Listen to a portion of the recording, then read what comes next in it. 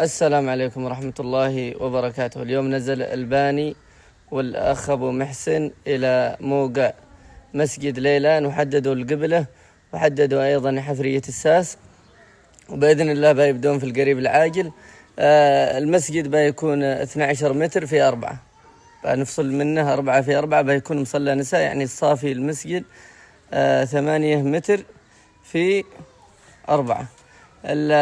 تكلفة المسجد 40,000 سعودي. بيكون شامل البناية من وإلى، التلييس من الداخل ومن الخارج، السقف بيكون مسلح، التلييس من الداخل من الخارج، البوية من الداخل من الخارج، كهرباء، صوتيات، فرش. اللهم صل على النبي. السهم بيكون 5,000 ريال يمني و12 ريال سعودي. طبعا منطقة ليلان ولا يوجد فيها أي مسجد، حتى مصلى صغير ما في.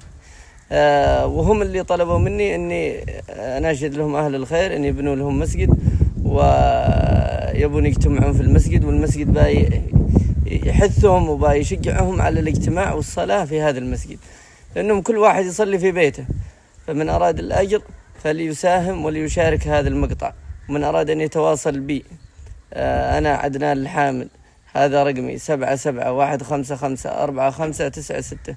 نريد الجميع أن يشاركونا في الحالات، في الجروبات، في الفيسبوك.